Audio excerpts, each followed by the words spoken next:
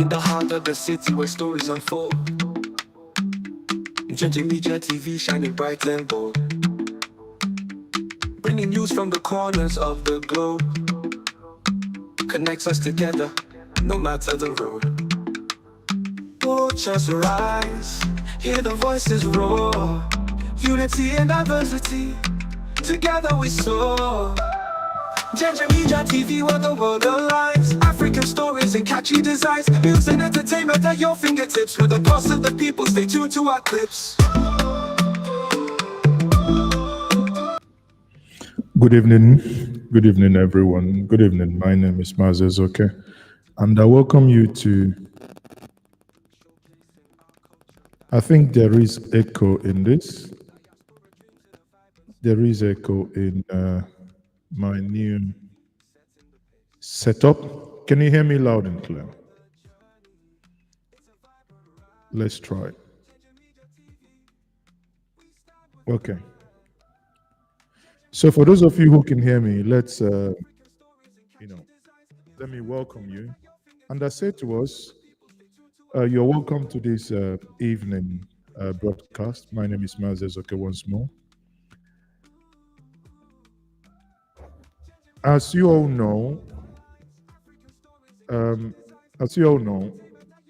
it has been an eventful day.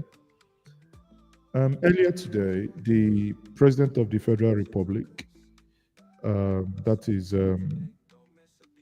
as Atiku would always refer to him, T-Pain. T-Pain had a ministerial reshuffle that has been long awaited, right? So he had a ministerial reshuffle where he started by scrapping a ministry, right? Scrapped certain ministries and wanted to start afresh. So these are part of what we're going to be looking at this evening. What are the implications? Is that something good for us? Is that something good for us? Is that something we should know, or is it something that should bother us? So if we understand that, if we understand the implication, maybe it is something that is in the right trajectory, maybe not. But I think many Nigerians are worried that if you check, in the last couple of weeks, the IMF and the World Bank appear to have relocated to Nigeria, where they appear to, people, how do I say that? A friend of mine, in one of the conversations we were having, made an allusion that really describes what Nigeria is currently in. My good friend Henry said the following, that the way IMF and World Bank is treating Nigeria right now is like when you borrow money from a microfinance bank. They will be coming to your shop. They will be coming to your shop every evening to know how much you have made and to look at your sales book every single day. In other words, it is called close marking. They will be close marking you to know whether you're doing well, if you're not doing well. So that's what they are basically doing to us now as we speak. Right. So earlier today, the president, as I said, scrapped certain ministries. So let's look at these, news. This one we're going to be going with in the media news. And here it is reported. So let's make it bold. Earlier we, reported this. It says breaking news: President Tinubu scraps two ministries, merges orders. Right. And for those of you who may wish to join our Telegram group or our WhatsApp channel, You can always click here to join if you go to njenjemedia.com, right? So here you see that President Bola Tinubu and Federal Executive Council have scrapped the Ministry of Niger Delta and the Ministry of Sports Development.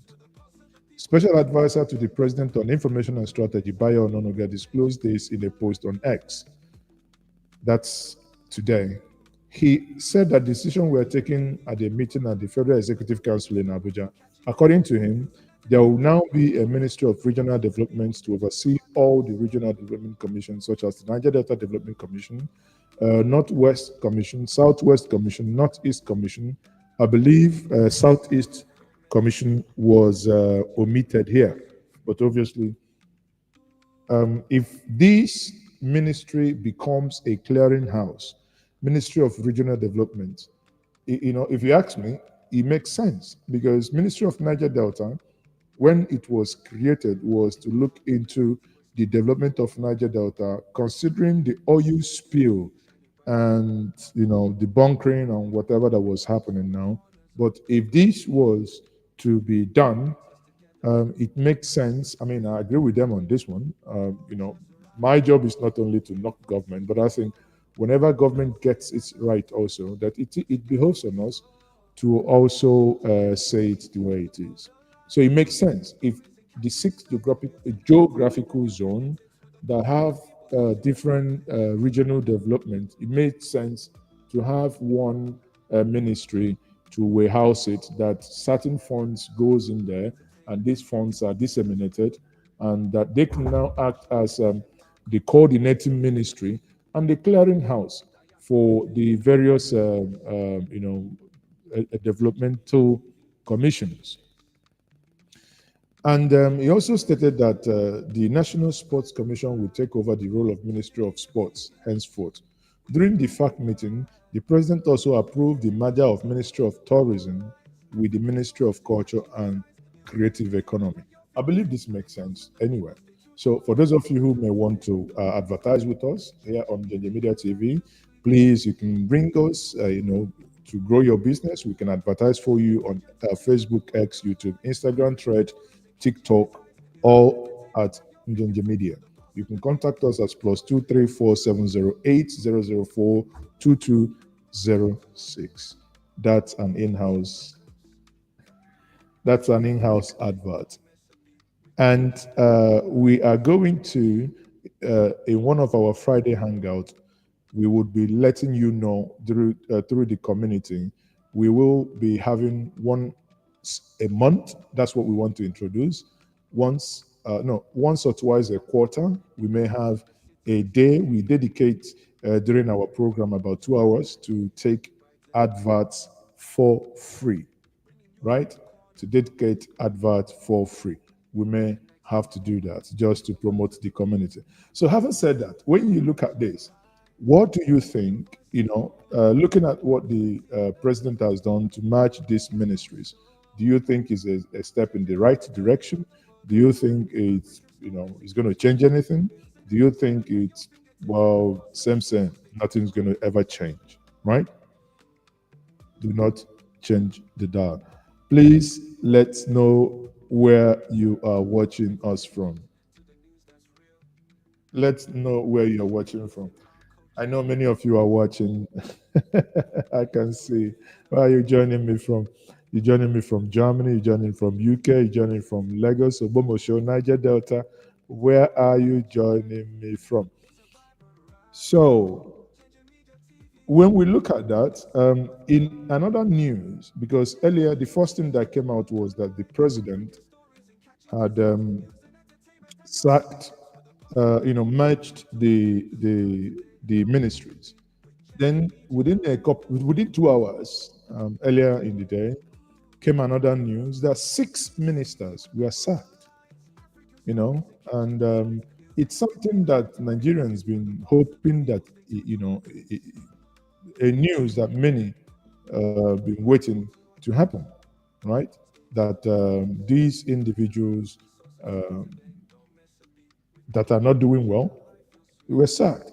If you recall, in here, I said there are a couple of ministers that were doing good, in my view. If you look at Ojo, I believe Tunde Ojo, the one that is in charge of Ministry of Interior, that quickly investigated the issue of Bob the Risky. And I said it here one time also. He won my heart over by the innovations and by the things he has done within the passport section, that people can now easily get their passports within Nigeria. I tried it in Enugu, and I paid the official fee. And for the first time in 20 days, I got a text message that I should come and collect my passport. I paid nothing. When I say I paid nothing, the only thing I paid was the money I used in photocopying my documents, and the money I used in printing my, the application and the adjoining payments that I made. That was it. Obviously, the day I went to collect my passport, when they called me, when they sent me a message to come and collect it, I didn't go. I think after 2 weeks, I now came from Anambra to Enugu to go collect it. I did it in Enugu because I was in Enugu. But my kids did theirs in December in Anambra. And again, after 3 weeks, I got a message to say that the passports are ready. You can come and collect them.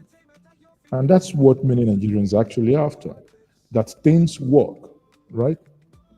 That things should work the way they ought to, without knowing anybody. I don't need to know anybody before anything works, and in this case, is actually become the case. So that, for me, that made me begin to see that minister in a different light. And in as much as there are a couple of things, all the time I fly out of Nigeria, I come and I use the Abuja International Airport. And at the airport, you can also see some improvement where, I mean, obviously, some of you who live in Europe, it's never a comparison. But understanding where we came from, slight improvement, from where we are. And you look at Festus Keyamo, a lawyer. But to be honest with you, I never believe I would say this, but Festus, a lawyer, but has impressed me as a minister of aviation. I must say this. I am impressed by the things he had done. He has taken the bull by the horn. This the things that some of us will sit back and say, why can't we do this? Last week, the British authorities invited Nigeria to come to have a discussion, because for the first time, we had a minister who had the balls to write the British authorities to say, if you do not give Nigeria the slot to land at the Heathrow Airport, we will withdraw your right to land at Abuja and to land in Lagos. We probably send you to Port Harcourt and Enugu, because that's what it is. The Grade A airport in the United Kingdom is Heathrow. Then you talk about Gatwick, talk about Luton, talk about Stansted, talk about Manchester, then you talk about Bristol. But if we don't, if you don't reciprocate, because that's what the law, when bilateral relationship in air travel, we give you our Grade A airport, how many frequencies, you give us our Grade A, you give us your Grade A airport with accompanying frequencies. So I'm just giving us instances, the things that endure individuals to me. Compare that to the former Minister of Aviation, that is Hadi Sirika.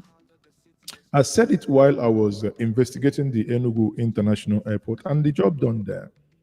I was not entirely impressed by what they've done, but the runway, which I said the runway was okay. But when I began to look deeper and began to speak to certain individuals, I understood how some underground stuff was happening in Enugu, So I wasn't surprised when he did the 419 on Nigeria. I will call it the 419. I wasn't surprised when he did the 419 on Nigeria.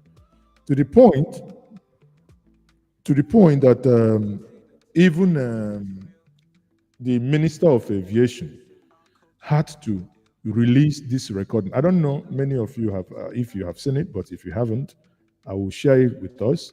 Let me quickly pull it up.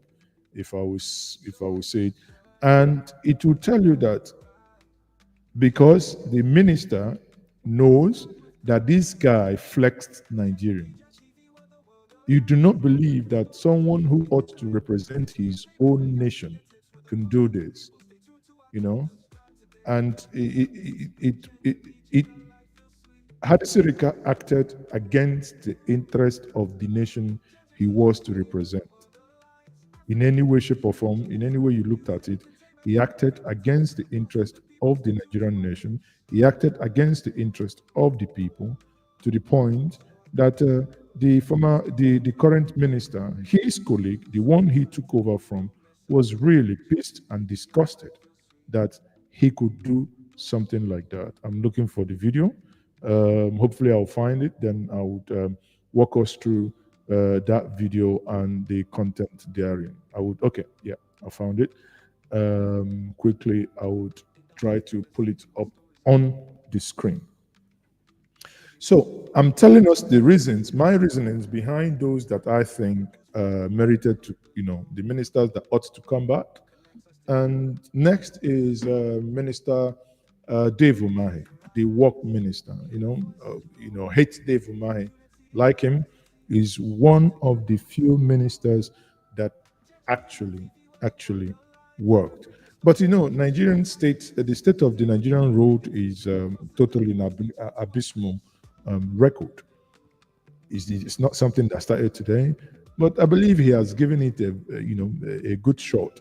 The only place I disagree with Dave Umahi and his ministry and the president is also that I cannot fathom why the minister could go and, how they could go and start the, what's it called? How they could go and start the coastal road, which many cried out against, and as opposed to sticking back and using that same amount of money or even half of that money to fix the road across Nigeria. That to my mind would have been the smartest thing to do. That would have been the smartest thing to do. That's my honest take. So having said that, then I will still come back to the what I promised us, the video. But let me quickly jump in here and say, as we were still dealing with the merging of ministries that happened earlier, then Tinubu announced Bianca Ojukwu as a minister. Now, this is where, I don't want to read meaning into it. I've sent her a congratulatory message. But I'm trying to understand, the rationale behind it. Okay, do not question me in this way. Wike is of the PDP, but Wike is a minister.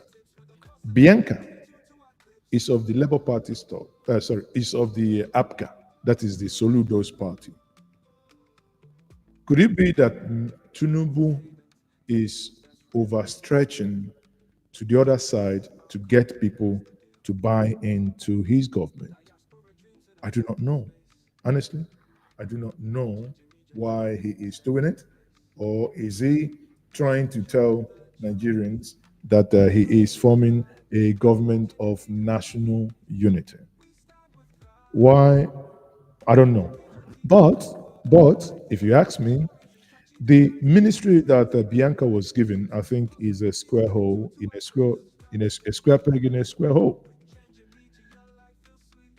In the media earlier reported that in a significant move aimed at restructuring his administration, President Bola Tinubu has dismissed 6 ministers from his cabinet. The decision announced on Wednesday is part of a broader effort to enhance government efficiency and address critical issues facing the nation, the media reports. The minister relieved of their duties include Professor Tahir Maman, that one who was in charge of education, Uju Kennedy Ohanenye, Women Affair, the one that almost fought twice on stage, the one that loved to interrupt programs. That is the Uju, I believe, from Imo State. Then Mohammed Gwazo, that is State Minister of State for Housing. Jamila Ibrahim, that is Minister of Youth Development. Lola Adejon, Minister of Tourism, and the suspended minister, the suspended humanitarian minister, that is Beta Edu, the beautiful one that was accused of commingling resources and was suspended. Now, if you actually look, I think she was suspended for over 6 to 9 months, because I think that was since last year that her suspension took place. Now, as a replacement, the president has forwarded the names of 7 new ministerial nominees to the National Assembly for confirmation. Among these ministers are new appointees. Among these new appointees is Bianca Ojukwu, the wife of late Dim Odumegwu Chukwuemeka Ojukwu, who has been nominated as the Minister of State for Foreign Affairs. The reshuffle also includes the assignment of 10 ministers to new portfolios. Presidential spokesperson, suddenly, yet no spokesperson, but Bayo Ononuga is now taking the job of Ajure Ngelare. While briefing the press at the Federal Executive Council meeting, emphasized that the new appointments are a call to national service. Before Uncle, it's a call to national service, but normally many will end up having a call for pocket service. He urged the new and reassigned ministers to fully commit to the administration's vision of setting Nigeria on a path of irreversible growth. President Tinubu thanked the outgoing minister for their services and extended his best wishes for their future endeavors. He highlights the importance of the new ministers investing their best effort to realize in the effort priority and improve the lives of Nigerians. The question, some of you are not nice people. In fact, some of you, it will be, especially those of you on Twitter, it will be very hard for some of you to make heaven. You know why I said this? Why it will be very hard for some of you to make heaven? How can an announcement has happened? You haven't digested 6, Nigerian 6, 7.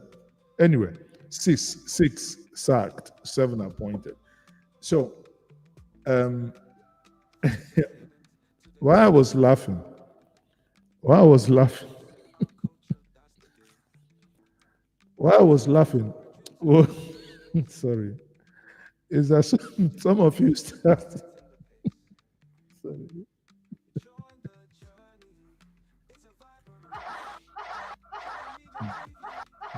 I can laugh, system laugh for me now, laugh for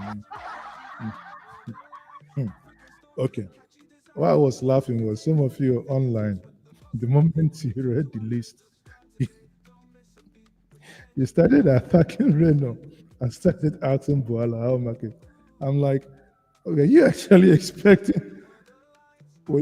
expecting Reno and Boala to be given ministers? I think the highest I would expect, maybe SSA. So do not mock them, because Baba may even reward them. Don't mock them. Even other people, please don't mock them. Don't mock them, because they can still come in as SSS. But it's quite instructive the way many of you, not 1, not 2, not 3, not 4. I say, guys, you guys are full of violence, right? You guys are full of violence, and you started immediately checking. Oh, was Reno there? Was this guy there? I say, is it the only thing you guys were after? The guy never even appoint immediately. In fact, I think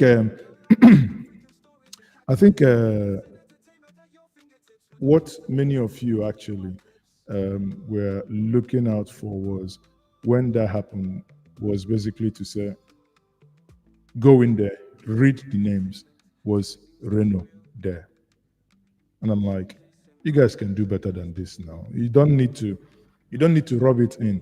I know you guys may not necessarily like him, but not to just, go in and say if they are there. So Bianca made the list, but like I said before, it remains to be seen the strategy behind why Tinubu brought Bianca in, knowing that Bianca is of the opposition party, that is the APCA, and Bianca is the wife of the late leader of the defunct eastern region that metamorphosed into the Republic of Biafra, late Dim Odumegu Chukwuemeka Ojukwu.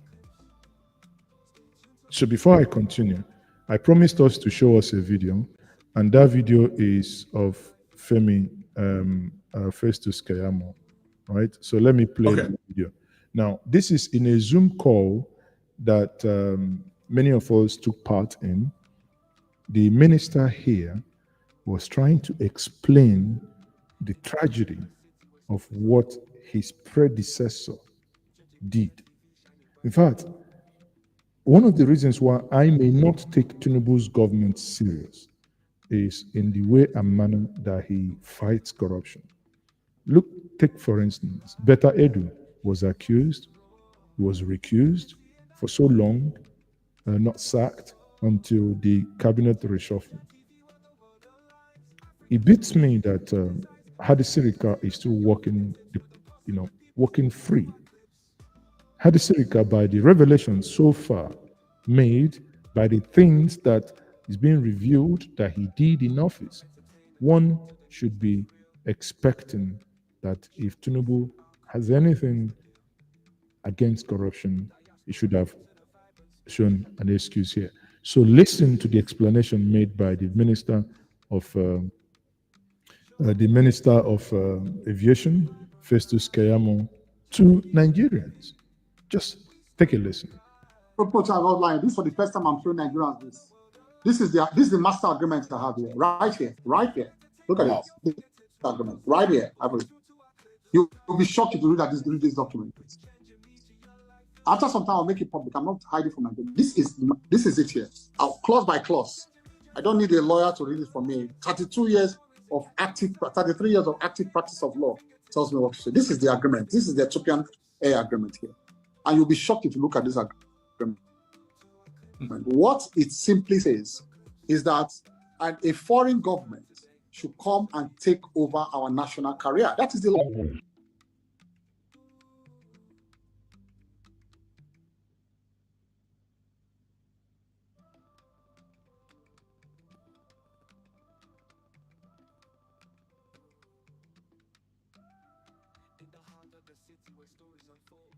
Okay. In that video,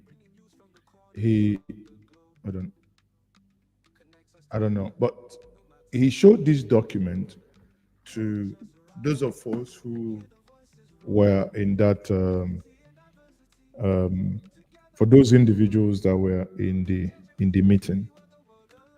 And when in his explanation, reading through that document would make you want to spew, because he was questioning the irrational. Adona, thank you very much for subscribing. Let's give you a clap. Adona, we appreciate you subscribing to us. We'll clap for you. So anyone who subscribed will get a shout out and we'll clap for you. So he basically was, expressing his disgust in the manner and way that the whole thing happened, right? And to know that Buhari in all days could not do anything, maybe because he's also from Castina. Maybe, we don't know, because Hadi Sirika is also from Castina. Hadi Sirika before he finished, because I was actually when I got close to some of the things happening in the aviation industry, and seeing the house that he was building, a very like a palace, in fact, like an emir palace that he was building. And the only thing that came to mind then was before the 2023 presidential election, I was thinking maybe he's doing all those things to contest for the presidential to the governorship of Castina State. For some reason, that wasn't the case. But I don't know what would trigger a man to do some of these things against a nation you ought to be working for and against a people you should be having their best interest at heart, right? I do not know. I do not know what that is all about. Anyway, on that's it on that plank. Now, on another plank, when we look at if we move to Abuja proper now, we want to look at one of the things Tinubu said yesterday. Tinubu yesterday said that Nigerians are buying fuel at 1,000. He said it's either you use CNG, right? It's either you use CNG and buy fuel and buy CNG gas as 200 naira, or you pay 1,000 for petrol. I say, Haba, Organa, Babana, Baba, you don't get the memo.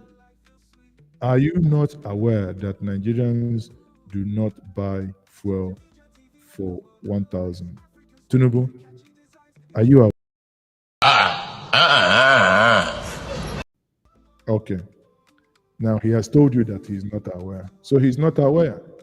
He's not aware that Nigerians are buying fuel 200, 1,200. But let's, go with our Rise TV crew. Let us also know what they think about 1,000 naira per liter of petrol. Ayo, please, where do you buy petrol at 1,000 naira? I don't know. I'd like to know. Yeah. So that Dr. Bati, what about you? How much is Are you petrol? saying your president is not telling the Nobody truth? sells petrol for 1,000 naira per liter. What about Rufai? You pay more. You pay more. How much did you buy, really? 1,100. 1,000. 1,150. It's a place you 1,200. 1,000, right. If you want to avoid queue, you buy 1,200. Okay, so I mean, we You need can to excuse the understand. president. He doesn't go to the fuel station. Oh, is that what it is? Oh, okay, all right. I think you guys should be serious. Be serious in that place you are. You cannot say that the president. You can. I think it's very, very unjournalistic to say that your president is not aware. It's not done. Well, I think he told us actually that he was going to reduce the purchasing power. So, and I believe that's what he's doing, because he told us pump and plain, I'm going to reduce the. We reduce the purchasing power of the people, we can further slow down the economy. Let's widen the tax net. And I believe, anybody who would accuse him of not delivering on the promise, I think that person must be someone who hates him so much. I believe he's delivering excellently on the promises made. He has reduced our purchasing power, and he's delivering on that mandate. I mean, you can't ask for better than what he's doing. Right, well, all right. Let me take reaction. I mean, he's the president, so Nigerians will listen, and they're hoping to buy petrol for 1,000 naira per liter. Well, you see, how funny we'll move on. We are hoping to buy petrol for 1,000, so a difference of 30 naira or 100 naira. But no one is talking now. Can we ever buy petrol again for 145, 200? Sometimes, and actually, on a serious note, sometimes I ask myself, what is actually the benefit of being a Nigerian? What is the benefit of being a Nigerian? If the IMF is encouraging our governor, the government to remove fuel subsidy, basically, which is energy subsidy. But if you take fuel out, why when I refer to fuel subsidy as removing energy subsidy, is because that's majority of Nigerians, that's what they use in powering their gens. If we remove subsidy on gas, which is ammunition not there, you remove, subsidy on electricity. That's it. In the Western world, where many of you watching me now reside, you have energy subsidy. In the UK, you have the what's it called? The energy cap, saying that you cannot be charged above X, Y amount of money. If not, there's energy crisis. If not, there might be riot. But here, come out on the street to protest. You will be tagged a terrorist, or you'll be tagged. Which one is the best one that they use? They call you and charge you for treason. That's their best number. Let me take this tweet from Toda, who wrote, widespread CNG adoption by motorists could lead to increased demand, potentially driving up prices. There should be insurance policies in place to protect third parties from potential damage or harm caused by explosions of retrofitted CNG-powered vehicles. I believe that was a good advice, but let me take this actual reaction, which is what a lot of people are talking about. This is from BJ, who wrote, very soon, CNG will go the way of LPG gas with a very high cost. We moved from kerosene just because it was deregulated. Gas was so cheap then, but people were afraid of explosion. But they moved to gas and boom, price began to go up from 290 naira per kg to 1,500 naira per kg.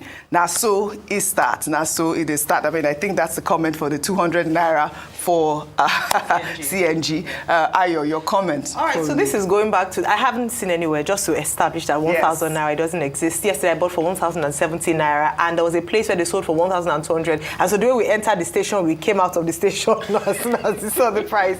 But in saying that, there's a lot of merit to the tweet you just read, and that is how prices go up. And as it's traditionally said, once prices go up, it never comes down. First of all, is that the availability of the CNG conversion centers or the CNG conversion kits haven't even yet been sufficient. So this presidential CNG initiative hasn't been very successful, if we're being honest. What they had said was it wasn't 1 million CNG vehicles by the end of this year or by early next year. We haven't seen that happen. So already there's scarcity. And what happens when there's scarcity? Prices go up because people are looking at, okay, everybody wants to go to CNG cars or use CNG buses because it will be cheaper. And then what happens then? Prices will go up. So again, it's the management, it's the preparation of this government to manage the reforms that they introduce, which is insufficient. I don't know how it will work, but people are even saying that beyond CNG, how about electric vehicles? Are we even ready for electric vehicles? Because that's where the world has moved to. Yeah. But let's hope that this CNG initiative, presidential CNG initiative, will finally be successful, and the Nigerians will be able to get cheaper access to transportation because the costs have come down. But at the moment, it's not happening. Yeah, and what they have said is very valid. I know, Rufai, you have a CNG vehicle. I always want you to have a little input in these conversations because you have that experience. How is it getting your car filled up really quickly? What I still do is I still go all the way to around that Agidingbi, not Agidingbi now, the mobile just after LTV. That's where I think that's Agidingbi. That's where I get CNG. I mean, you were telling me about that. There's one in Shangote that I've not tried. You haven't seen the Shangote? I've not seen the Shangote. So number one problem, OGD, stations are not pervasive. You don't have them. Please, you can tell me if you've seen a CNG station in VI. I've not seen anyone. That's just it. So you need to be able to ramp up those stations. Secondly, the conversion is still a big problem. Because see, for you to convert a 4-plug engine, it set you back 1.2 million naira. OG, in this economy, how many people have that 1.2 million naira? In an economy where 98% of the population does not have up to 500,000 naira in their bank account, according to NDIC. Thirdly, all right, the availability is also another challenge, and the state of play as regards the economy of CNG. I have a question. Pervasively, what I still do most of the time is, because it's still a stretch, I still have to buy petrol because my car can use petrol and CNG because it's not readily available. It is not. So when they say ramping up, yes, recently also in fairness, they put down the 10 billion loan. But how many people with the 10 billion will be able to go around as regards getting? So if they can ramp it up, at least we can get 1 to 2 to 3 million cars. You know, the questions on Twitter, maybe you can also answer that, is about the price of cooking gas versus the CNG as well. I mean, is it the same relatively, or it can be the same because the compressed natural gas is different from the cooking gas one. So why are people asking and comparing that together? So why people are asking and comparing that is this. See, the truth is because they are looking at the gas thing. But LPG is different from CNG. Great. That's just it. So we should be able to know that. You know, LPG is different from compressed natural gas. I think what they should do is to ramp up this. But I also know it comes a lot of money. I hear to install a CNG filling station. I think it set you back hundreds of thousands of dollars. You know, government needs to now put more investment in place. But most importantly, the major solution will be an energy mix. Fantastic. CNG. That's the main point. You know, electric vehicles and all of that and things like that. Great energy mix. I mean, we would like to know where to buy petrol for 1,000 naira. So we need Nigerians are requesting for a response. Well, let's take another story. The Minister of the Federal Capital. Anyway, so you can hear that the question that is in the lips of everyone is, where do we buy petrol for 1,000 naira? If the man who is at the helm of affairs is telling Nigerians that either they buy petrol at 1,000 naira or they convert their vehicle, and if they convert their vehicle, they could buy CNG for 200 naira. Yet there is no place that fuel is being sold for 1,000. And even the CMG, like the argument being posited here, you clearly see that there is the tendency that as many people begin to migrate into CNG, and you can see the price go up. Tell me, Nigeria has one of the largest natural gas, that is the cooking gas deposit in the whole world. One of the, not the highest, but one of them. And you begin to ask yourself, it's costing this much now per liter for what? Something under our feet. Why? It brings me to the question that I keep asking all the time. What is the benefit of being a Nigerian? What is the benefit of being a Nigerian? I don't know. You tell me. Now, in another news, you will see that Nyesom Wike, the minister of FCT, went to somewhere in Lube where he, where houses were to be demolished. And you think, this man, does he understand that is Wike? Does he understand that he is the servant of the people? Does he understand that he needs to speak to the public in certain manner? Let's take a look at the lessons item. Territory. Nyesom Wike on Tuesday issued a warning to roadside beggars to desist from the act or risk being arrested by enforcement agents. Wike made the comments during the flag-off ceremony of a road construction. Well, later in the day, Wike ordered the immediate demolition of illegal structures at the Sabon Rugbe South District layout in the FCT when he paid an unscheduled visit to the site. He described the developers as land grabbers. Let's take a look. Now, before we get to what Wike said here, imagine you come in, you are the minister, you are the one, your job is to actually speak to your fellow citizens calmly. If they are there illegal, your job is to find an alternative, even if it means temporarily, that they should vacate, and you find a way to vacate them. But rather than do that, see the conversation that happened between Wike and those he called land grabbers. People who tell him to his face, Oga, we have our papers, so we are not land grabbers. Listen. Thank you, sir. We are not land grabbers. We are developers. Developers, what about developers? We have. Look, developers develop. What are people developing? Maybe because they don't live in mansions of once built with 21 billion. That's why they are not developers, right? A poor man's hut is his mansion. Weekend. Look, they are telling him, we have papers, sir. And he's telling them, shut up, shut up. A public servant, for that matter. We have submitted this paper to the authority. Verifiable. Hold on. Yes, sir. You submitted what you had yourself. Approval is yes, sir. Yes. You had yourself. This is Media Council. Hold on. Who told you? That's why you did it. Hey, keep quiet. I can't believe it. Hey, keep quiet. Some of the people he's talking to in this manner could actually be his father or his mother. And Wike is a representation of everything that is wrong with a public servant. Every man in the city belongs to them. We know. And that was why now when household land, this time they don't do anything. But yeah, we take our land. Not if you like, you go and carry across. And the worst one is go and carry across. Who told you we have a we did not harass you, sir. It's a lie, we did not harass them, it's a lie, it is a lie, sir. You know, looking at this, I say, no wonder these guys move around with police escort. Because if not for those policemen there, 1, 2, 3, 4, 5, 6, 7, if not for all of them carrying gun there, at this point, make we continue, I beg. No, we never did. It's a wrong information.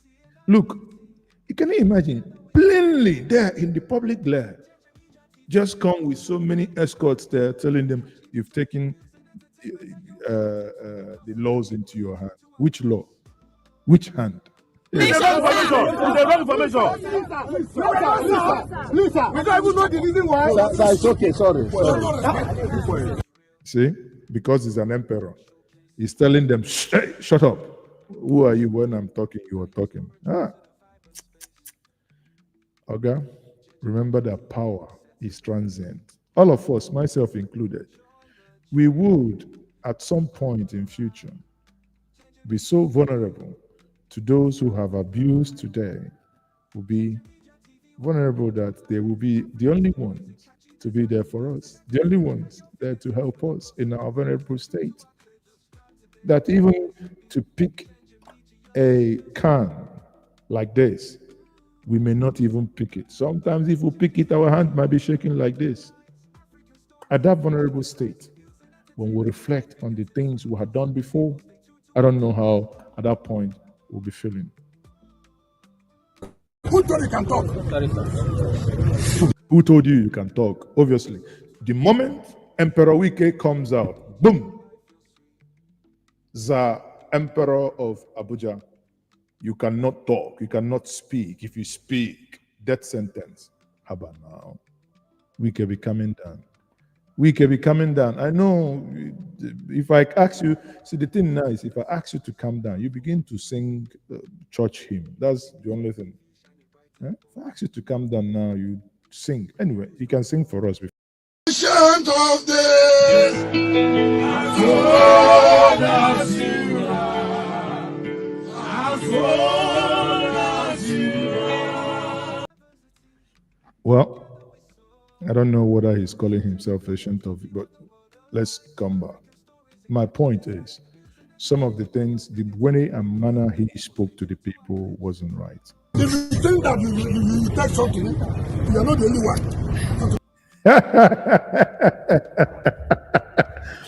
If you think you take something, that means if you think, he said it here. I didn't misquote him. If you think you take something or that you are taking something, you are not the only one. Maybe from my mouth, you want me to analyze and imply that by saying that, he means he also takes that and he accused them of staking. I didn't say that. But what I said is that he said, if you think you're taking something. Stupid. He continues. I came here to talk to you. I don't need to talk to you. You see, because I came here to talk to you, I don't need to talk to you. Ah, man. To be honest with you, it's so painful watching this because you ask yourself, this man ought to be a public servant. Is this the way? Is this the way to serve the public? Sorry, sir. Anyway, and that's at this point, that is why I get angry with some of us Nigerians. At this point, sorry, sir, for doing what? You haven't done anything wrong. So sorry for what? For Christ's sake, at some point, we have to stand up for our right. I don't care whose ox is God, even if he's angry. If he's angry, let him be angry, and so what? But hey, typical Nigerians, sorry, sir. Don't bring their guns. No, sir. No. If you don't know what to do, go and bring your guns. Well, maybe in his worldview, everything is about machete and gun. How can residents who are having their properties removed and demolished, and you're asking them to go and get guns? Wow. May Nigeria, may we one day reach to a place we don't need all these police escorts, then the people will be telling them what they think. Honestly, people will be letting you guys feel their pulse. Oh, sir.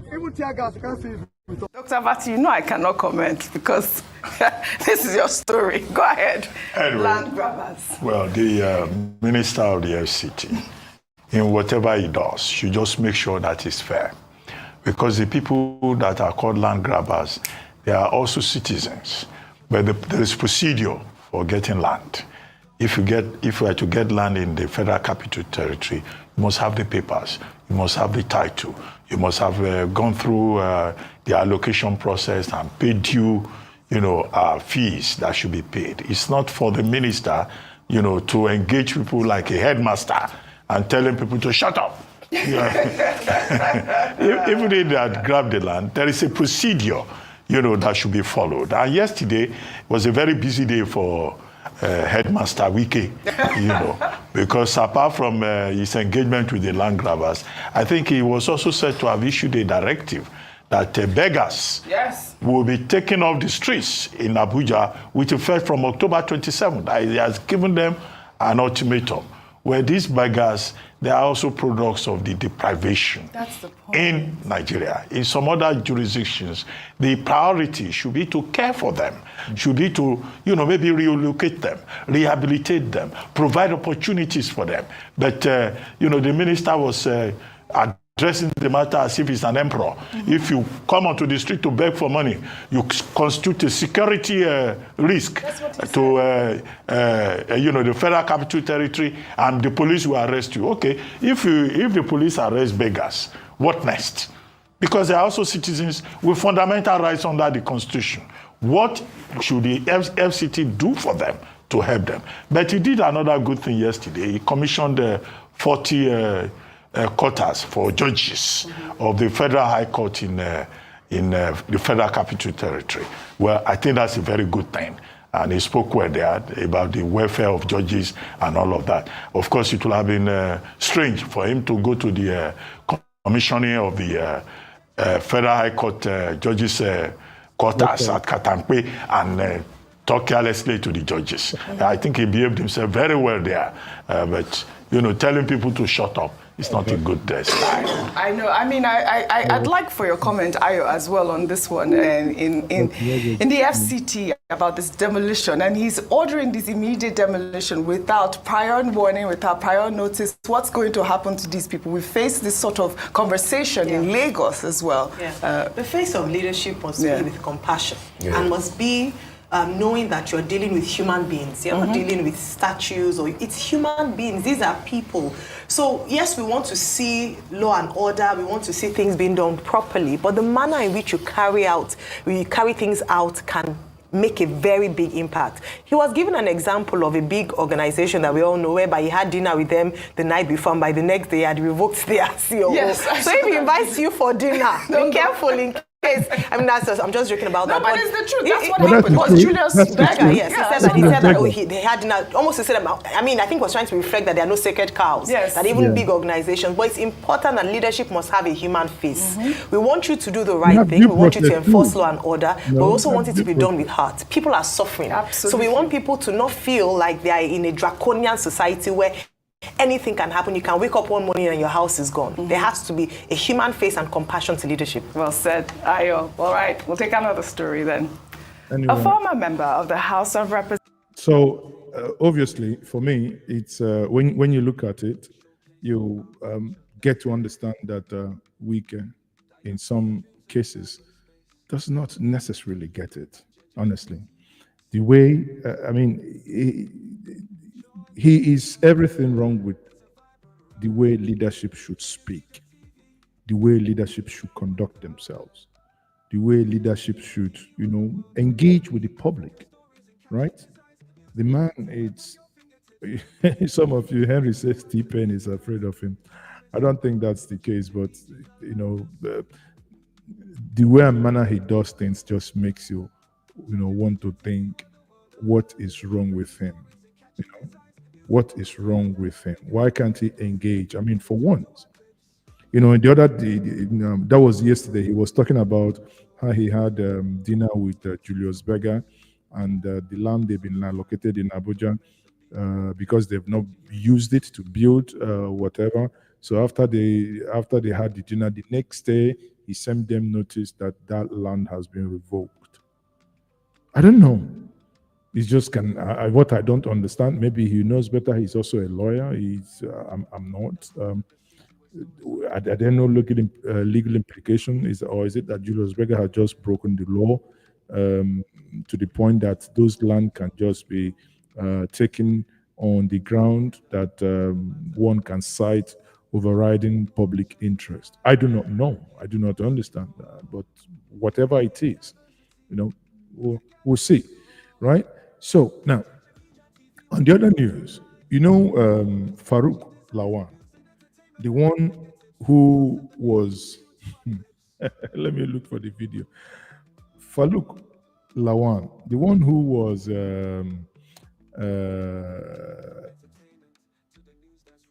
during the Goodluck Jonathan subsidy removal.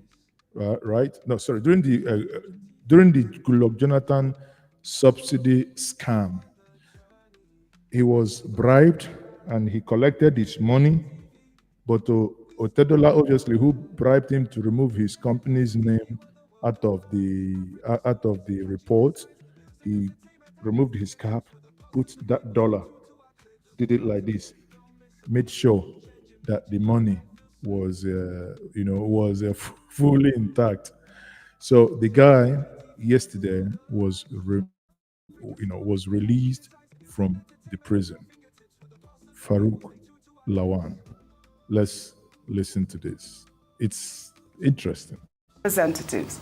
Farouk Lawan was released from prison on Tuesday after serving his 5-year jail term over bribery charges.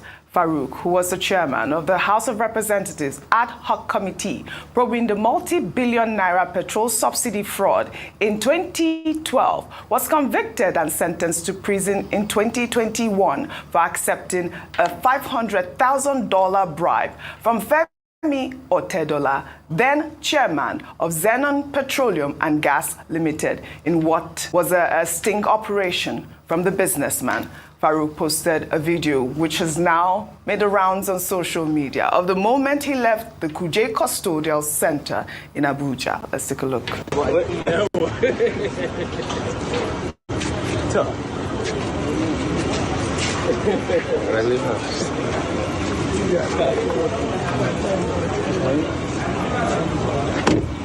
right. Hold on. Did you notice something? If you have been in prison, I'm not insinuating anything, no. But if you have been in prison for 5 years, when you come out of prison, when you just walk out of prison, will you be driven? Or should you be driven? Or will you be the one driving? Does it show that you know the road, that in the last 5 years, nothing changed, that the road is intact, was the way it was before you went to prison, or that you've been driving on that road? I'm not insinuating anything, don't misquote me. But I am curious that in this video, he was the one that came out of prison straight away. A car was waiting. He didn't move into the car to go. He hopped into the car to drive away. Think about it. Farouk posted that video singing praises to God. Rafai, we know this story. He was supposed to spend, 7 years, and he was released. I believe gave him five years, and then he came out singing praises to God. Look, that is still the walls of the prisoner, and he's driving this car. Now, for context here, for those of you who may have forgotten what the case was all about, let's listen to this case, actually. The video, the conversation that nailed him, the video he had with Otedola. Let's listen. Yes, I don't want to bring it to my house. Okay, you take it to your house? No, I don't want to bring it to my house. It's a lot of money. Yes. So where? Because I am rushing to the airport now. Yeah, they're at the airport in the aircraft. And before they can come over now, unless I send somebody to the airport, I was coming. I can't. By the time they come, I should be in the chambers. I have a lot of things to do myself. Is there anybody you trust I can give it to, or maybe I should postpone my China till tomorrow? No, it's okay. I would arrange with someone. I would let me give you his number. Okay. Yeah. Okay. His number is 080. Hold on. 080. 36. 51. 33. 55. What's his name? Yeah, TJ. Sorry? TJ. TJ. No, TJ. TJ. Okay. Yeah, TJ. So I'll give him the balance. That's Okay. $2.5 million, yeah? That's right. Hold on. Just hold on. I'm calling him to be sure he's finished. See? $2.5 million. $2.5 million. Now, you can call it a conspiracy theory. You can. But again, let me tell you, Nigerians, let's bring our thinking cap here.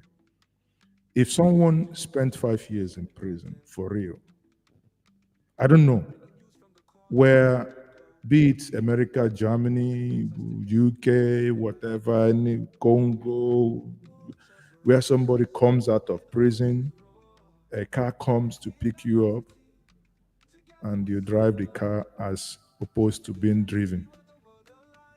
Doesn't that tell you that this individual, either he has been driving this route,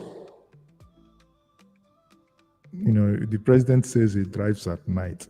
I'm not going to say that he has been driving this route at night, but I'm just saying that it is questionable. Bobrisky was supposed to be in prison. I'm not insinuating anything, but I think if I wear my Bobrisky cap, I will be looking at this video one car. That's me, don't quote me on it, but that's me. Prison is there to say, I have not enjoyed my Range Rover. My Range Rover in a while. So this subsidy scam, which is one of the biggest issues in recent times, is what the main issue is. What has happened to that ad hoc committee? We all know what happened now. You remember Farouk was supposed to be that ray of hope. Yeah. That never was. This was the man that was supposed to investigate as regards that subsidy committee, but we now saw that emerge were those famous audio. My brother, and how they're going to manipulate and give him money. So he sold himself and he sold his conscience. And kudos to the boldness of Femi Otedola to be able to get that out of the way. Yeah. Because when you look at it, people like this, that's always the story of Nigeria. We know what finally happened. The president finally set up the Wike Abuja committee that investigated it. It was as a result, after offshoot of that, they now said they would take the subsidy away from the oil markets, because formerly the regime was the oil marketers would bring in products and they would go and claim subsidies. And they said that system was being bastardized and corruption was filled in that system. And after the Wike Abuja committee, they resolved that, okay, afterwards, then definitely everything has to be with the NNPC now. But we all know the shenanigan that went on with the NNPC. So it's a cyclical problem. But Farouk was supposed to be that one that was different. But you can see how corruption eats into the system. And that's why I still believe strongly, Oji. Even when you look at the current play of state of petrol in this country, there's still a lot of corruption. If not the corruption, I still believe to a large extent Nigeria should be able to get some reprieve or some subsidies as regards the state of play of the economy. But corruption eats up everything. Yeah. So it's finally gone, the court finally docked him. At least this was one person they docked. I mean, so when you say, when people bring down our judicial system, also look at cases like Farouk Lawan, because the law did, take its course, and he went to jail and served a jail term of 5 years. So, right. I mean, it's out now. Probably he will be able to move on with his life. Move on with his life. A quick comment. Farouk Lawan was a very vocal, very articulate member of the House of Reps in his time, representing the Bagwai Chanono constituency of Kano State. And he was chairman of the committee of the House of Reps at the time investigating petrol subsidy. That was also the time when the Jonathan administration set up the Agimokwede committee to also look at the subsidy scam at that time. Now, the House of Reps committee, which Farouk Lawan chaired, came up with a list of 34 companies that were said to be involved in the subsidy scam. The story was that, he had approached Otedola for, a bribe of $3 million to take, to take out Zenon's name out of the list. And then he walked into a trap. He collected $500,000, which he hid in his babariga and his cap, and the rest is the story. Yes, he was convicted in 2021. He went to on appeal. Court of Appeal reduces charges, but still convicted him for 5 years imprisonment. And now he's out. What can we say to him? Congratulations. Because him says he thanks God that he has been able to survive this ordeal, this trial. Kuje Custodial Center is probably not the best of places for anybody to go and spend 5 years of their lives. Right. So congratulations to him. Number two, it shows that nobody is above the law, and that's also a very important message. So, but congratulations to him. Well, you are worried that he came out of prison, he jumped into a Prado Jeep. Well, it looks like it. No, that looks like Range Rover. Whatever it is, maybe. But in England, yesterday, people that were released from prison, under this new arrangement in the UK, they were saying, big up to Kestama. They brought Bentley and Rolls Royce to leave prison. And the paper said today that Kestama is embarrassed that these people that we just released to empty the prisons, they are going home and they're popping champagne and they are bringing a Rolls Royce to the prison. All right, well, Dr. So it happens. Yeah, but Abati, those ones didn't drive. The point here is that he drove. Now, let me take us to this. If we know, here we have, I want us to refresh our memories here. This is the video of when, after he collected that bribe, he came back to the National Assembly. This is 12 years ago. He came back to the National Assembly and made this submission, asking that these names, because Otedola has given him money that time, that these names should be removed from the panel report of the Honorable Farouk Lawan-led subsidy probe panel have been submitted to the House of Representatives is no longer news. But what is now news is the accusation and counter-accusation between Mr. Femi Otedola, an oil marketer, and the panel chairman, Mr. Farouk Lawan, over a $620 bribe. This next report by our correspondent Njenje Bademosi chronicles some of the events leading to what could become the most sensational bribery case in the history of the National Assembly. We presented a report that, to the best of our knowledge and to the best of our ability, represented the work that we did. He was widely considered a hero and the shining light of the House of Representatives. I recall when you made a presentation the other day. For 3 whole weeks in the months of January and February, Mr. Lawan was the senator of all eyes as he pilots affairs at the subsidy probe panel. He and members of his team grilled oil marketers for unending hours in their bid to unravel the truth. Fuel subsidy. By April 24th, the panel had concluded its assignment and placed this 210-page report before the entire House for consideration. After a 2-day debate, some amendments were made and the report was approved. And shortly after, this is what Mr. Lawan had to say about the pressure he and his committee members came under. I'm not going to mention names or tell you who. Yes, we had pressures. There are pressures from some of the marketers, equally putting pressure, most of them going through either friends or even some colleagues in the House. But we made it very clear. Anybody who is not guilty of anything should have no cause to worry. But over a month later, June 9th to be precise, the whole story changed dramatically. Billionaire oil magnate Femi Otedola burst the bubble. He alleged that Mr. Farouk Lawan had approached him, solicited and collected $620,000 as bribe money to remove his companies from the list of oil firms indicted in the panel's report. The $620,000, he said, was only part payment, as the actual sum is $3 million. Mr. Farouk's first reaction was complete denial, saying Mr. Otedola lied. But he has since adjusted that to say he indeed collected the money only to expose Mr. Otedola. The police is now investigating the whole affair.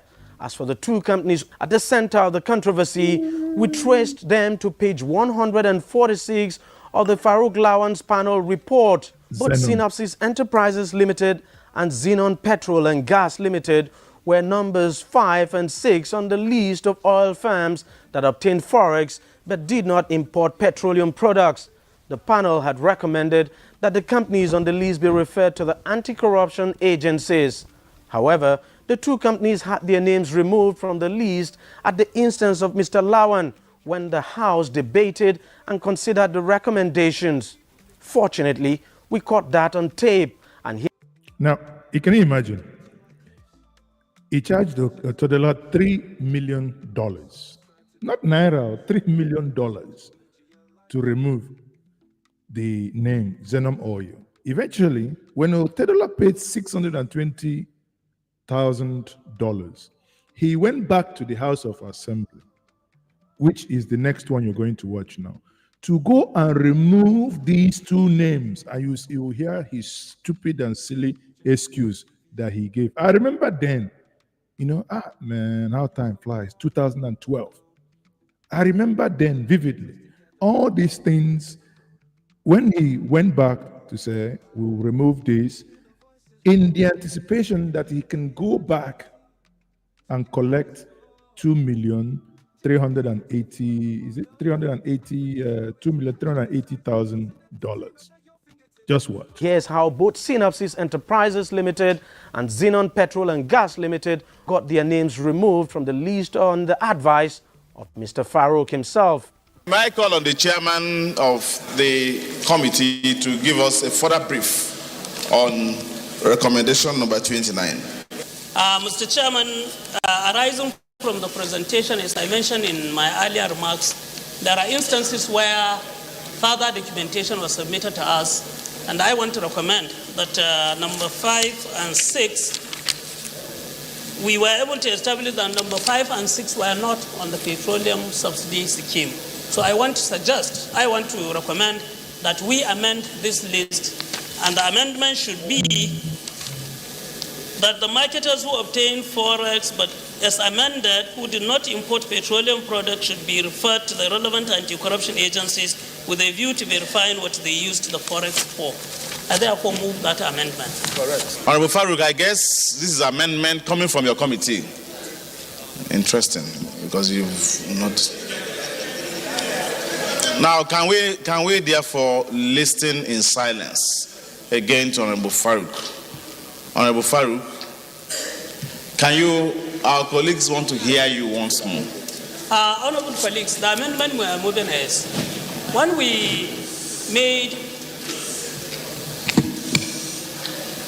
came up with this list, we were guided by the list of those companies because our mandate was to investigate the issue of subsidy. So those ones that collect subsidy and did not utilize collected forex, but did not import, or we could not establish that they actually imported, we recommended that this should be further investigated. Our initial instinct was to ask them to refund, but we felt that we should demand for further investigation so that perhaps in the course of the investigation, it could be established whether that they actually utilize the forex for something else. Now, since the presentation of this, we have received further information, just like in the case of one or two other recommendations that will come to, indicating that two of the companies were not on the PSF scheme at all. So we are recommending that we should amend this to only relate to those companies that were on the PSF scheme. My name is Jerry Manway. I'm from Taraba. Mine is a further clarification on the names of the companies to highlight. Okay. I rise to second the motion, ably moved by the chairman of the committee. I so second. My dear colleagues, those in favor of the amendments as proposed by the committee and seconded by Honorable Razak, say aye. Aye. Those against, say nay. The ayes have it. Not a single nay. And that is how Recommendation 29 was amended and passed. Synopsis Enterprises and Xenon Petrol and Gas were thereafter expunged from the list. The question is, was this Mr. Femi Otedola's bribe money at work, or was Mr. Farouk Lawan only just doing an honest job? Honest job, my fruit. You know, when you actually, I watched this with so much nostalgia to see that this man we are playing. And if I go back and play also, you know, these things are quite funny. The current Minister of Aviation, that is Festus Keyamo, then called Nigerians to occupy the street because of all these things happening. See, it's always good to have these things because the day of reckoning will come. We'll be playing this tape for everybody to see. Listen to what Festus Keyamo said at that time. A legal practitioner, Mr. Festus Keyamo, has lent his voice to the bribery saga involving the former chairman of the House of Representatives Ad Hoc Committee on the Management of the Fuel Subsidy Regime and the Xenon oil boss, Mr. Femi Otedola. Mr. Keyamo told Channels Television in Lagos today that based on all the facts that have emerged from the bribery scandal, the way forward is the prosecution of Mr. Farouk Lawan. It's very simple. You have caught a thief. Deal with him to send a lesson to the others. To send a message to the others. Before any of them asks for bribe again, he has to design a very complex scheme to take bribe. And the more complex the scheme is, the more third parties will eat your money. So it's as simple as that. It's straight. It's a fact of human life. Do your investigation. Do your fight together. We have convicted people. It may be slow but sure. Justice is slow but sure. Charge him to court and deal with him. And Nigerians should concentrate on asking them to resign. Go and occupy the public, go and occupy the national. By the time you occupy them for 5 days and ask that you should resign, they will resign. You should leave that place. There's a foul odor around him, a putrid smell around him now. You should not stain the others who have not been caught with it.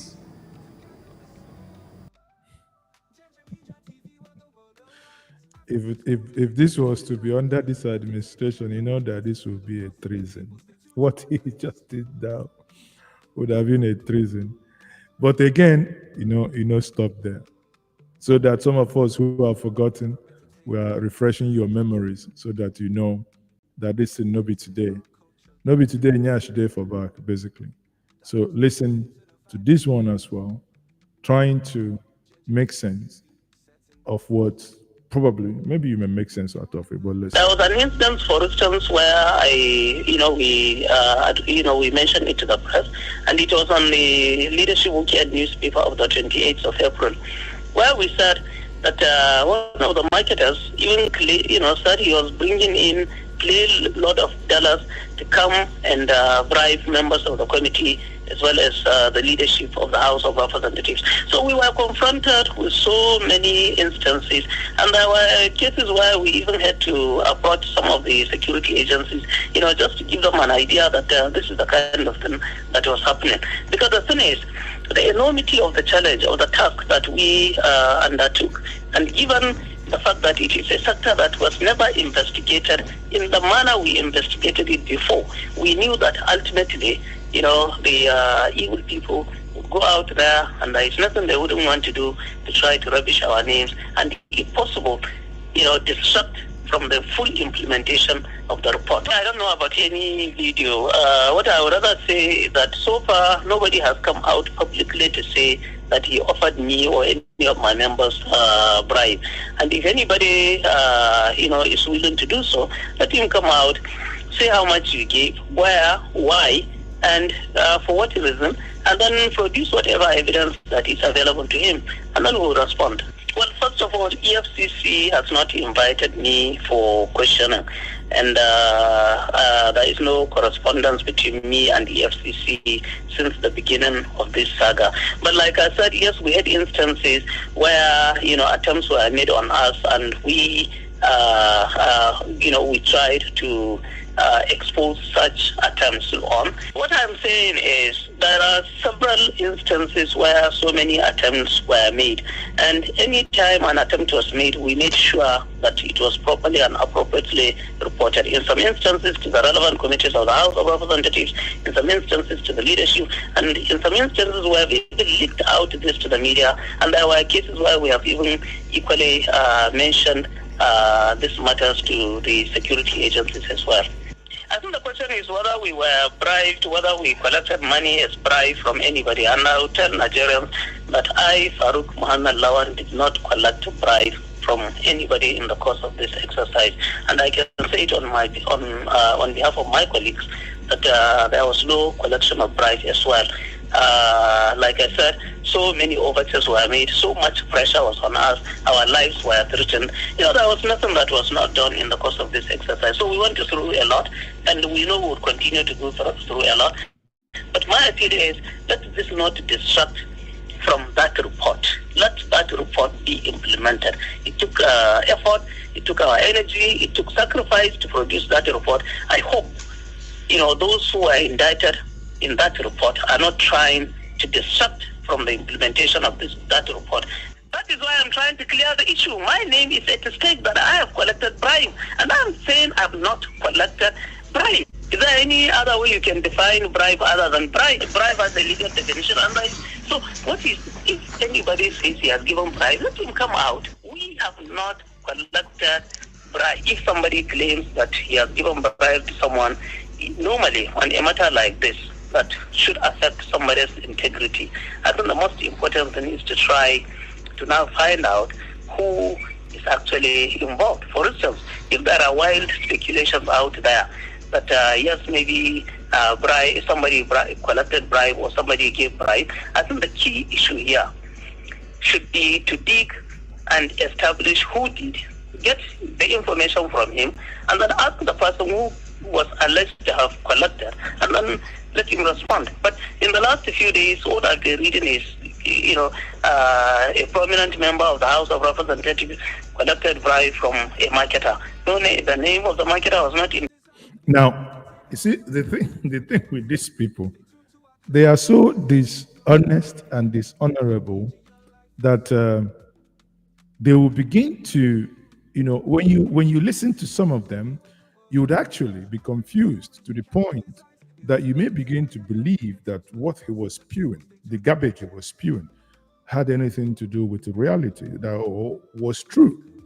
But one thing they do not know is that, again, if you have forgotten this 12 years ago, because I know for so many years we have followed this story, and there is also another recording of the bribe money, because Femi Otedola put camera everywhere. It wasn't only him. I'm going to play that for us, frame by frame, for us to also see, to refresh our memory as to what these guys did, right? There was a website then, I Just Day, that time, that honestly, but I don't think they still exist now. I had this a recording. So, because they were exclusively, I think they published it then before some of us started using it. So let's watch them and see how he was given. This is the man. Why I played the other one before now, so that we understand. This is a man just moments ago saying that they were trying to destroy his name. He gave no money. He collected no money. But eventually he came on his own with his 2 legs to come and collect this money. Just watch.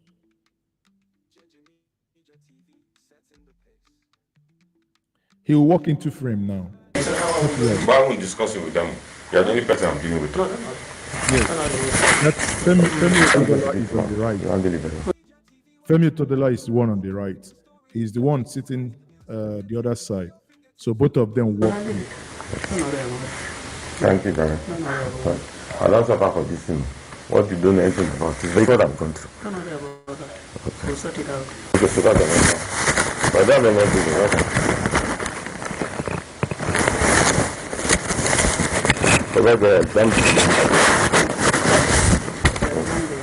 The door upstairs because the rent and section.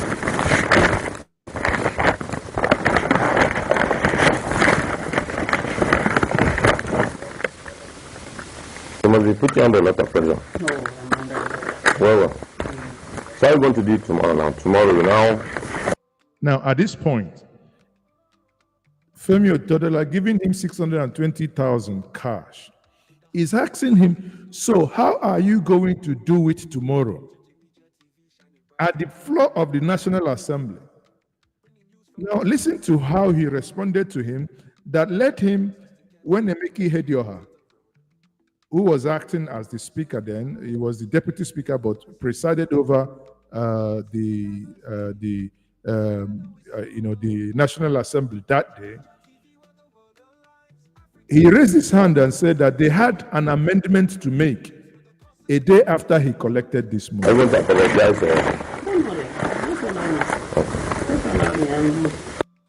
He said, just allow me. Just allow me how we will deal with that. He has his brains. But he will come out and tell Nigerians, oh, I did not collect any money. All these people saying these things are just making us to look bad. He's to the house. Allow me. So this is 100,000 now. Okay. So the balance will be 2.5. No, 2.5 million. Yeah, that's okay. Okay, this one is how much? This 250,000. Okay, the other one is 250. Yeah, that's 5 million. So I've arranged I have to start a plane. I have to start a plane. I have to start a plane now to bring the 2.5 tomorrow. Okay. Why do you take up the because the 2.2 to take up it? No, it's okay. Once, would you be in town? Yes. Okay. Just call me when it comes. But to carry it, I don't want them to see you. Now, this Femi Otedola is a wicked man. At this point, he's asking him, how are you going to carry the money? How are you going to carry it? Knowing that the camera is recording this. He's asking for Lawan, how are you going to carry? Oga, somebody will see $500,000 is suddenly saying, "Don't worry, let it not worry you how I'll carry it." And you see how you took the money. I'll tell you why we should do it. So just arrange a rendezvous. And then at that place we let people. Okay. Yeah, we just You don't want that.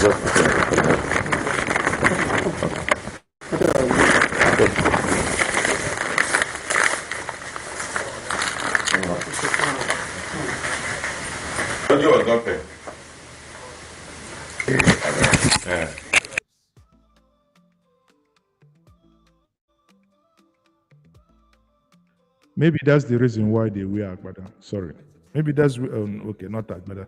Maybe that's why the reason why they wear big clothes, parasuits, so that they can stop the money that nobody would actually see what.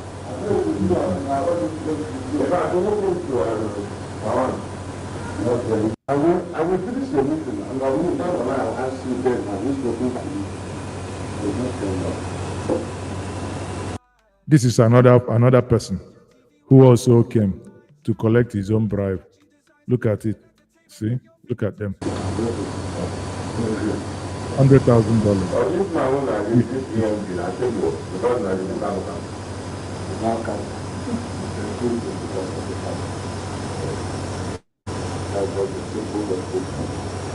nothing to do with the Lord. It is for the God. It was good today we are here now. As I've taken it up, this candidate and this thing will have to that mistake is very tough.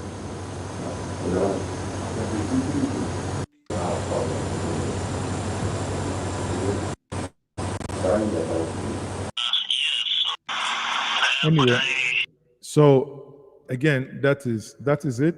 So for extensively, we've covered it, and here we are again after how many years? Going back and forth. He was finally judged for 7 years, but he served for 5 years, and he's out. The day he came out, he drove his car from the prison yard. Olori Bruku. Oh, dear. The day he came out, he drove his car himself. In fact, even some APC members are confused. They cannot even have off. Today, I want to declare without equivocation. Sorry, please. So they are speechless. They cannot even equivocate because after seeing all the evidence provided here, some of them would just say this is. Before I go on, let me postulate from the Franz Fanonian dictum, which stipulates that the dialectics of reconciling two conflicting ideas is the algebra of revolution. The overbearing intervention of the state government had further exacerbated Oporombium. Oga, they would have to find you water to drink because the exacerbation of Oporombium is what actually caused the whole trouble. You see, each administration had its own. During the Buhari's time, it was the Niger Delta and off your mic. Up to today, that mic is still off and eventually. That is okay. But let me explain. No, it's okay. It's okay. Let me explain. It's okay. Now. It's okay. You must not allow the two children to have the budget every year. It's okay. Off your mic. It's okay. She off your mic. So the mic was off. The mic was switched off. Eventually, nothing up to this date had happened. But that's where we are. That's what that's what we have seen. Okay. Now, on a different note, Kanayo had questioned why do we have so much police checking points in the southeast? I am glad that he's questioning that. On several occasions I have. Why you cannot drive from Owerri to Port? I mean, sometimes there was a day I got angry. I got my driver's license. I had to, like this, stick my driver's license on the windshield, because I mean there is no need to even keep it on anywhere. It's just there. You want to look at it, because you're sitting down here, you're looking at the next one. Yet there is insecurity everywhere, even when these men are on the road. Good morning, everyone. I left Felele Olorishogo area of Ibadan this morning at 7:15, and it's exactly 8:15, and I am in Lagos. And I found out one thing. Over a distance of 80 kilometers, I didn't see one checkpoint, one police checkpoint. I did not see. I did not see an army checkpoint. Have you ever applied the Onitsha Enugu Express Road? Did you ever count the number of police checkpoints or military checkpoints on Enugu Onitsha Road? I'm still on the road. This is Lagos. Have you ever counted? Why is the Southeast so militarized, so policed, that you cannot go for more than 200 meters without a police checkpoint? I need to ask this question because the delay in journeys and the humiliation people go through needs to be pointed out. I'm saying a distance, same distance from Enugu to Onitsha. Have you passed through Amobi and so on? The boundary between Enugu and Anambra. The number of police checkpoints, collection points, the military. So they humiliate our people so badly that most times everybody in the vehicle is asked to come down and hands up. Tell me now, and I'll believe it. Is this hatred? Is this dislike? This is not good. Let us understand, is the Southeast still part of Nigeria? And where are the leaders who can speak and make representations on behalf of Ndibo in Abuja and thereabout? Well, you had it from him. The questions that he asked, very cogent. Do we still have those who are representing us? Okay, so let's take the part 2 of that video. So let's allow him finish. Thereabout. Have you seen the state of roads, federal roads? This Lagos Ibadan Express Road is a federal road. So also is Enugu Onitsha Road, Port Harcourt Owerri Road. Have you seen the state? There's no single pothole from Felele in Ibadan, your state, to Lagos. No single pothole. Have you applied the roads I've just mentioned between Enugu, Onitsha, and so on? Leaving the head bridge and so on. These are federal roads. Clarify me, what have we done? This is bad news. I am calling on leaders to make representations. The delay on these roads is not good for business. It's not good for our place. And the level of policing, please, I beg you, demilitarize the Southeast. The police, these places have called. The humiliation, the extortion is getting out of hand. Beggars here.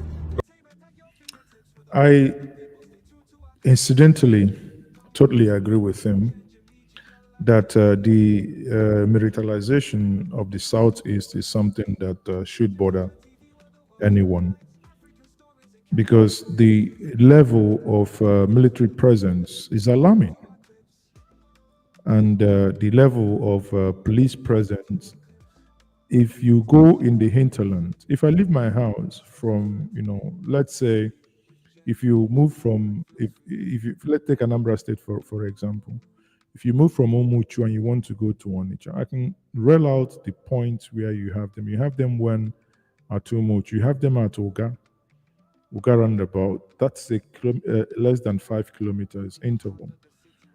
You have them between Ezinifite and Ezinifite. No, sometimes you have them again at Oga after the the place they sell water and car wash. That's less than 1 kilometer actually apart. Then you have them in Ezinifite between the welcome to Ezinifite boundary. That's 3. Then you move forward. Sometimes you have them before the Eke Market square at Ifite village Umazedibia. So that's 4, less than another 2 kilometers. Definitely, then you have them at the Afo market in Ezinifite. So again, that's less than 2 kilometers. Definitely at Ibuku. Then in front of late Chief Emeka Ezife, that is Okwadike. You see where they have actually built, use their sandbag to build certain kind of defense there. Obviously, you have them in Ibuku, you have them in Ichida. You have them at Nobi. Nobi twice before the Nobi Dani. Then you have them at Mbo. You begin to ask yourself, I beg, how many now? You can imagine you want to go somewhere, you're hurrying. And this is at every single interval. The road that he mentioned now, if you want to go from Onitsha to Enugu, it's the same. You come into Oka, you have them. You go to Amansi, you have them. You go into Ugo. Come on now. I do not have anything against. I think it's even more. But it's even better if they can do more patrol than being static, because I know where they are and they are there. The army on that route all the time. So if they do more patrol, but with this petrol now according to Tinubu, petrol is at 1,000. So with this 1,000 petrol now, it will be very difficult for us to actually know, to demand for them to now run around in order to provide security to people. Bottom line is that as we started, so shall we be ending with, that the government has finally engaged in their ministerial reshufflement, right? And that before we finally give it an end today, there was this news also that really bothered the National Assembly. And this news bordered on the argument that the National Assembly member had some sting with the NDLEA, and they weren't happy. And they had conversations at the National Assembly. And that conversation is better watched than, discussed at this stage. Have a listen. In the home of Ashiru, and arrested 2 of his aides in 2023. NDLEA's allegation came after the senator representing Kwara South said the agency is the most corrupt and compromised government agency in the country. Well, on Tuesday, Ashiru said the NDLEA is attempting to undermine his privileges as a senator to speak on issues by making unfounded allegations. He claimed that he doesn't even drink alcohol. Let's take a listen. I want to ascertain that in my life, I'm upward of 78 years now. I'm 68 years now. I assert that I cannot even identify what we call cannabis or any drug. Beyond taking water, I don't take alcohol. I don't take any drug. I don't even take carbonated drinks. These allegations are malicious, an attempt to undermine my credibility as a senator and impede my ability to freely participate in parliamentary debate. Your Excellency, I am of opinion that for the protection of myself as a member of this Allo Chamber, for the protection of the Senate and other senators, we must do something about it. Ayo, this man has denied these allegations, but we know that the Senate has set up an ad hoc committee to investigate this drug allegation, and very good for that. Yeah. NDLEA was one who released a statement. Yes. So it all started last week when Senator Sumaila Kawu from Kano South, representing Kano South, had sponsored a motion asking for a drug rehabilitation, and that there was a pervasive problem of drug issues in Kano, and that even some senators house illegal drugs, and were also given to people during campaign season. Now, Senator Oyinlola Ashiru then stood up and castigated NDLEA and said that, they were not an effective agency. Then the NDLEA came out to say that actually they raided his home, so I think in February of this year, and they found illicit drugs in his home. Now he's come out to defend himself. When number one Senator Kawu made that statement, we said it here, yes, that it should not go lying fallow. It should be investigated. The NDLEA has a responsibility to get to the end of this matter and not just make allegations back and forth. These are very serious allegations. Absolutely. If someone who is put in trust of the people to sit in the Senate as a senator and has been accused of having drugs, illicit drugs in his home, it shouldn't just end as accusations and counter-accusations. We should get to the bottom of this matter, and whoever is found culpable must face the books. We have a problem, a drug problem on our hands, young people who are addicted to drugs right from secondary school. So this is not just child's play. This is not just your word against mine. We need to see the end of this matter, and NDLEA has to substantiate its claims against Senator Oyinlola Ashiru. I believe that should be done. Well said, Ayo. All right, let's take another. Well, when you listen to this, you basically understand that it's your word against mine. NDLEA is accusing the senator of possessing illicit drug, and the senator is saying, I don't do drug, I only drink water. Well, I'm not saying anything now. I believe him. But you all remember that Bobrisky spent his time in jail. You think he spent his time outside jail. Now you sabi. In the words of, in one of the rare music of Fela, he said, who killed Dele, Giwa, Nababa? If you put Angida, na you sabi. On that note, I say good night to you.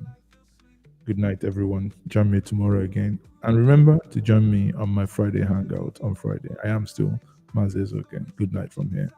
Bye.